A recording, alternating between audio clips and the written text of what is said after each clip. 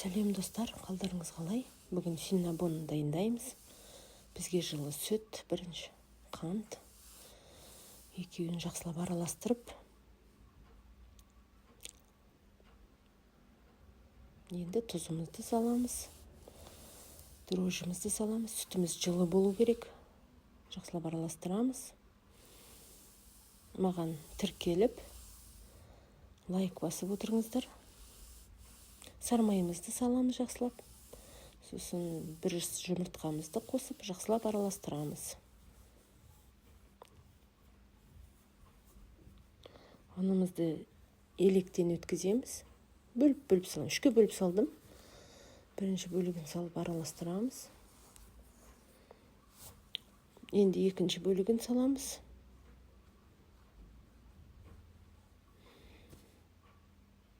Жақсылап араластырамыз. Енді қолмен араластырамыз.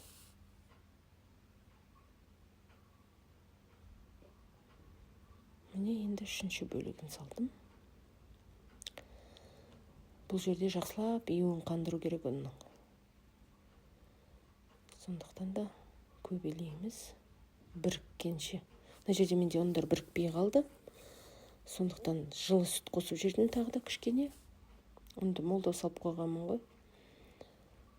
Содан жақсылап елейміз. Мына жерде мен 15 минутқа қалдырып қойдым. 15 минуттан кейін қайтадан ашып, жақсылап июін қандырып, алдын ала духовкамды қыздырып қойдым. Сонда салып қоям. 1,5-2,5 сағатқа. Міне, жақсылап елеңіздер. Июі қану керек міндетті түрде. Духовкама салып қойдым. Міне көтерілді. Енді қамырымызды жаямыз. Жұп-жұмсақ. Өте жұқа емес, өте қалың емес. Міне осылай жайып аламыз. Үстіне ерітілген сармайымызды жағамыз. Жақсылап. Бетіне қант пен корицамызды араластырып, сармайымыздың үстіне жағамыз. Себеміз.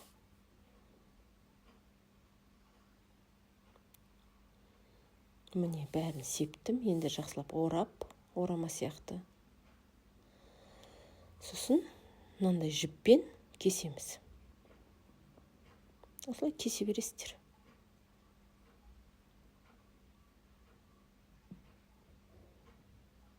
Міне осылай.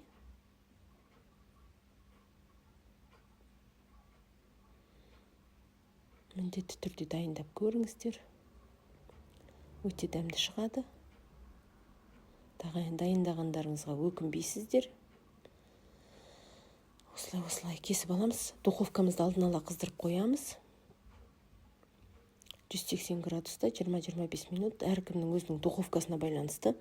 Менікі 180 градуста жақсы піседі. Сондықтан мен 180 градусқа қойдым. Противенімізге саламыз. Духовкаға жібереміз. Міне кеңіздер. Пісті. Енді үстіне салмасын дайындап қойдым мен алдын ала. Салма емес. Помадкасын үстіне. Менде қаймақ мына жерде 20%.